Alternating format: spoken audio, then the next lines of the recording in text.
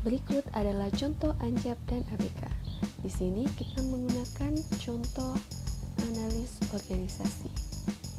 Pada nama jabatan, kita menuliskan analis organisasi sebagai jabatan yang akan kita analis dengan kode jabatan E.043. Pada unit kerja, isikan dengan jabatan dalam struktur organisasi, bisa kita lihat pada contoh.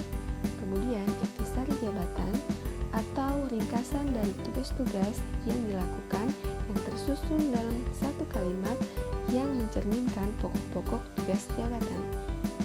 Contohnya seperti ini.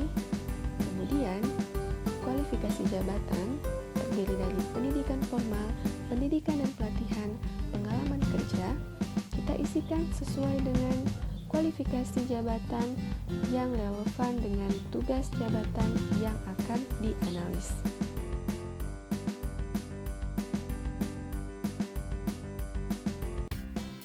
Selanjutnya adalah tugas pokok. Terdapat sebuah tabel di mana tabel ini adalah analis beban kerja karena pada Permenpan nomor 1 tahun 2020 ANJAP dan ABK digabung sehingga tidak perlu lagi untuk membuat format ABK terpisah. Cara pengisiannya adalah pada uraian tugas, isikan dengan uraian atas semua tugas jabatan oleh pemegang jabatan dalam memproses bahan kerja menjadi hasil kerja. Pada hasil kerja, di sini merupakan produk yang dihasilkan dari uraian tugas. Dapat berupa laporan, kegiatan, ataupun dokumen. Sesuai dengan produk apa yang dihasilkan dari uraian tugas yang ada. Pada kolom jumlah hasil, kita isikan dengan jumlah hasil produk dari sebuah uraian tugas.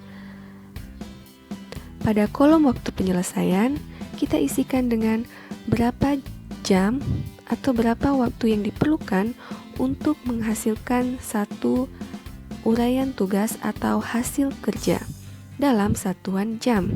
Kemudian pada kolom waktu efektif, di sini merupakan waktu kerja efektif yang telah ditentukan dan kita menggunakan 1250 jam. Pada kolom kebutuhan pegawai, didapatkan dari hasil, jumlah hasil yang dikalikan dengan waktu penyelesaian, kemudian dibagi dengan waktu efek. Dapat kita lihat pada contoh seperti ini, kita isikan sesuai dengan uraian tugas dan hasil kerja, jumlah hasil kerja, waktu penyelesaian masing-masing hingga nomor terakhir. Kemudian pada jumlah, di sini merupakan kebutuhan pegawai yang ditotalkan sehingga menghasilkan 1,0624. Kemudian pada jumlah pegawai, di sini merupakan pembulatan dari jumlah total kebutuhan pegawai yang bisa kita lihat pada contoh. Di sini kita bulatkan menjadi 1.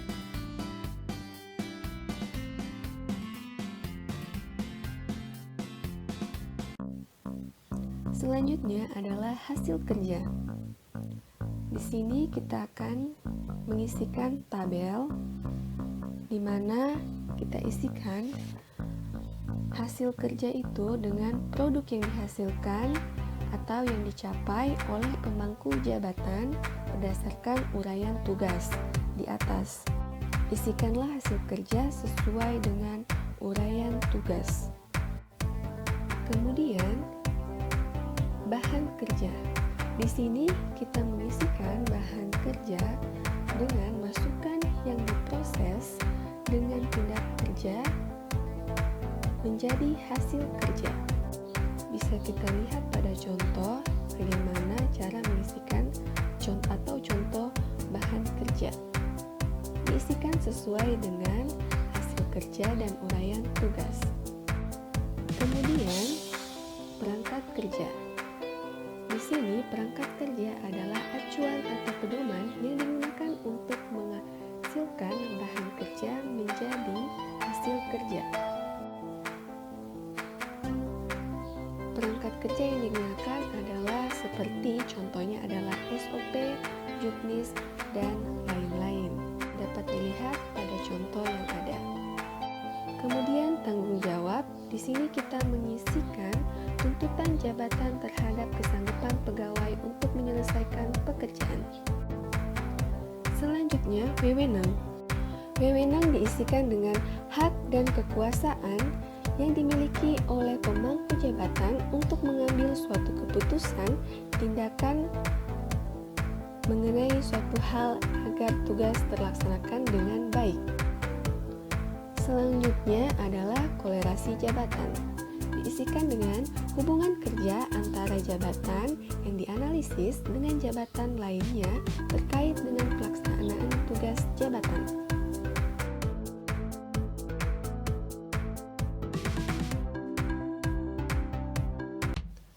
Berikutnya adalah tabel kondisi lingkungan kerja.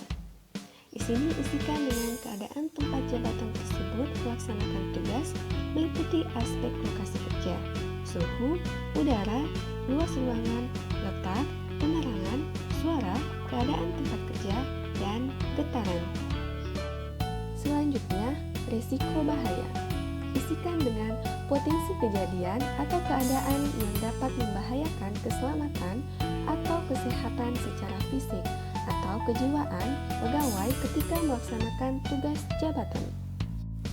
Kemudian, syarat jabatan. Di sini ada beberapa syarat yang harus dimiliki pegawai untuk menduduki jabatan.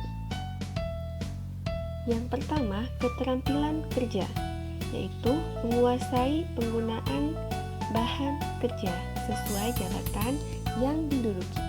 Contohnya sebagai berikut. Kemudian, bakat kerja.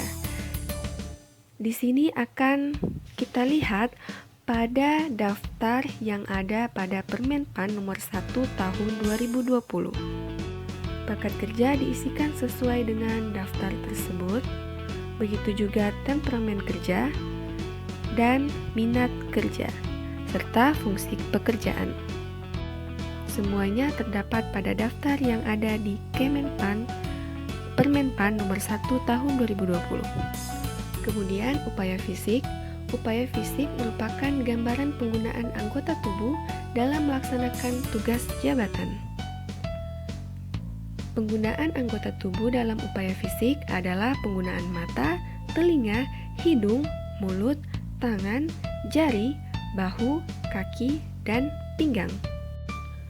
Kemudian pada kondisi fisik, terdapat beberapa jenis yang harus diisi, yaitu jenis kelamin, umur, tinggi badan, berat badan, postur tubuh, dan penampilan.